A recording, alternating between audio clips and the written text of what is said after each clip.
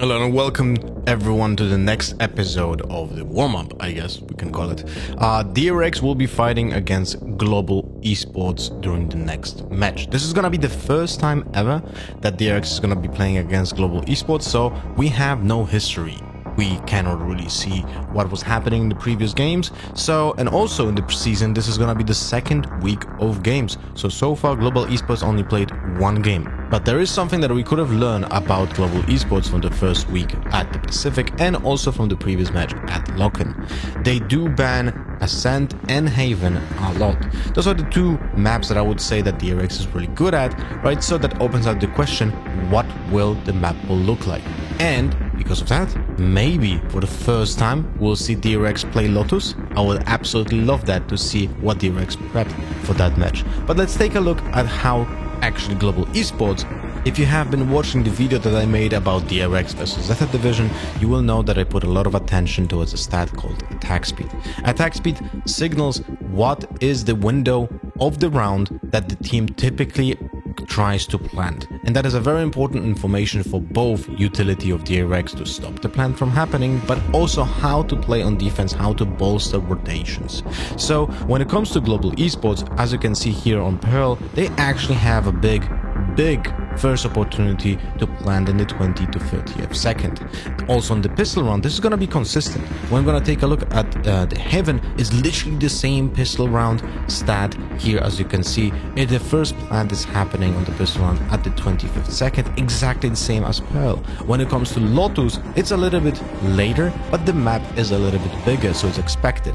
What we can learn essentially from that is Global Esports in pistol rounds is a one push team, and it doesn't really matter if they got the kills or not, because as you can see on Pearl and Haven, they planted without any kills happening in this window.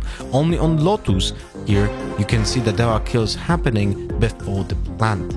That signals that there's actually some similarities to how Zeta Division plays, because they were also a heavy commitment team. Doesn't matter if the attack was successful in the first place or not. They will plow through, they will commit to that. That's one of the things that DRX has to be aware of. And also, it's kinda easy to counter, because when you know that the team is trying to execute on you, if you let them by using less amount of utility, you can put them in a trap, which is a big information for DRX. Also, Global Esports is very prone to overheating and dry peaking. One thing that I would really like to give advice to DRX is that at any point of the round, you need to be aware that Global Esports can just literally peak, because that's not something that any other team would do.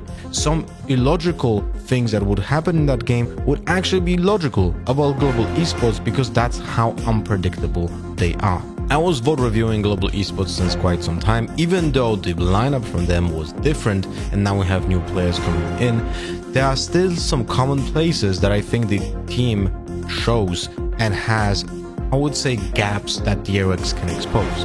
For example, on the Lotus, as you can see, they gravitate towards the one side of the map during the early rounds. This is attack positions in the first 20 seconds, and as you can see, there's barely any movement towards B, barely any movement towards A side as well, which opens up a lot of possibilities for the defense team. In our case, if DRX allows Global Esports to play Lotus, you can visibly react and over-rotate because of knowing the tendencies of Global Esports. You can see the same behavior, for example, on Pearl. This is not many rounds, this is only 13 rounds, but as you can see, majority of the action is going to gravitate towards one side of the map in the early positions. This opens up a lot of space for the defending team. Let's assume that Stax is going to play a KO on defense. Since Iron plays Killjoy on almost every single map, he's going to be able to find Killjoy and turn off that crucial turret, crucial alarm board for fast flanks if the Ericsson would like to do that.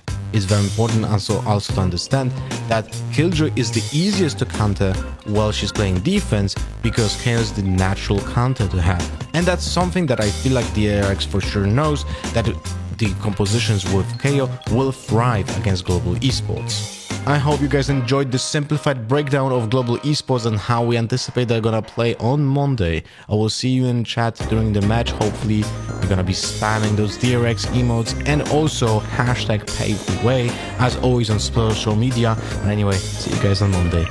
Bye bye.